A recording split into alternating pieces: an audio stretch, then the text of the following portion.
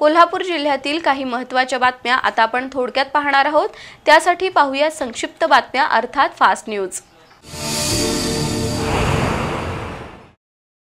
वैभववाडी तालुक्यातील सांगुळवाडी या गावातील श्री अंबरनाथ रावराणे महाराज यांची 111वी जयंती नुकतीच भक्तिमय वातावरणात पार पडली।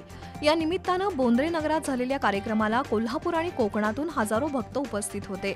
1948 साली अंबरनाथ महाराज पंचगंगा नदी घाटावर सलग 21 दिवस तपश्चर्येला बसले होते।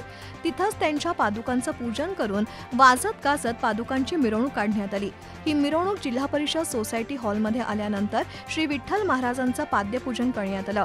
कीर्तनकार कुलदीप साळोखे यांचं प्रवचन झालं आणि सर्व भक्तांच्या सहकार्यातून महाप्रसाद झाला।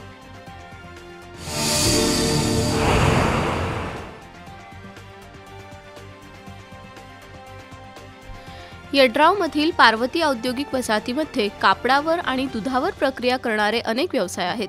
सध्या पावसामुळे विहिरी, ओढे, नाले तुडुंब भरून वाहत आहेत। त्याचा फायदा उठवत काही उद्योगांमधून रसायनयुक्त दूषित पाणी थेट ओढ्यात सोडलं जातंय। त्यामुळे विहिरी, कूपनलिका, नाल्यांमधील पाणी प्रदूषित होऊन पाण्याला उग्र वास येतोय। या दूषित पाण्यामुळे नागरिकांचं आरोग्य धोक्यात आलंय। या पार्श्वभूमीवर सामाजिक कार्यकर्ते संतोष हत्तीकर यांनी पाणी प्रदूषित करणाऱ्या उद्योगांवर कारवाई करण्याची मागणी मुख्यमंत्र्यांकडे केली आहे। याबाबतचं निवेदन पर्यावरण मंत्री, जिल्हाधिकारी, प्रांताधिकारी यांनाही पाठवलंय। केंद्रीय वस्त्र मंत्रालयाच्या अंतर्गत येणाऱ्या हस्तकला विभागाच्या वतीनं ARB स्किल ट्रेनिंग सेंटरमध्ये ज्वेलरी प्रशिक्षण शिबिर झालं। या उपक्रमातून ज्वेलरी कोर्स पूर्ण केलेल्या महिलांना विभागाचे अधिकारी चंद्रशेखर सिंग यांच्या हस्ते प्रमाणपत्र देण्यात आलंय। तसंच प्रशिक्षण कालावधी निर्माण केलेल्या दागिन्यांचं प्रदर्शनही भरवण्यात आलं होतं। ज्वेलरी प्रशिक्षणाचा लाभ घेतलेल्या महिलांनी व्यवसायात यावं, त्यांना मुद्रा योजनेअंतर्गत कर्ज पुरवठा केला जाईल असं चंद्रशेखर सिंग यांनी सांगितलं। यावेळी नचिकेत भुरके, आकाश मुळी, प्रियांका खवरे यांच्यासह मान्यवर उपस्थित होते। कोल्हापुरातील BSNLच्या कार्यालयासमोर संचार निगम पेन्शनर वेलफेअर असोसिएशनच्या वतीनं धरणं आंदोलन आणि निदर्शनं झाली। केंद्र सरकारच्या नव्या धोरणानुसार पेन्शन फंडाचे संपूर्ण अधिकार शासनाला मिळणार आहेत। पेन्शनबाबतच्या तक्रारींची न्यायालयात दाद मागण्याची कायद्यातील तरतूद आता वगळण्यात आली आहे। त्यामुळे पेन्शन पुनर्गठन, महागाई भत्ता गोठणे आणि पेन्शन कायमची बंद होण्याचा धोका आहे।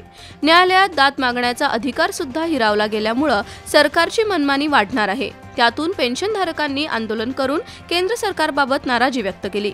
या आंदोलनात तानाजी गंधवाले, अमृत देसाई, गौतम कर्णे, केरबा राजिग्रे, मदन खामकर, नंदिनी हुदले, गीता पाटील यांच्यासह पेन्शनधारक सहभागी झाले होते।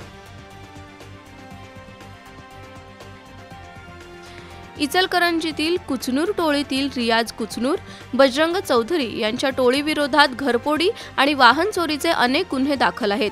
कुचनूर टोळी संघटित गुन्हेगारी करून समाज स्वास्थ्य बिघडवत आहे। इचलकरंजीतील गावभाग पोलिसांनी कुचनूर टोळीचे गुन्हेगारी कारनामे रोखण्यासाठी या टोळीला जिल्ह्यातून हद्दपार करण्याचा प्रस्ताव जिल्हा पोलीस अधीक्षकांकडे पाठवला होता।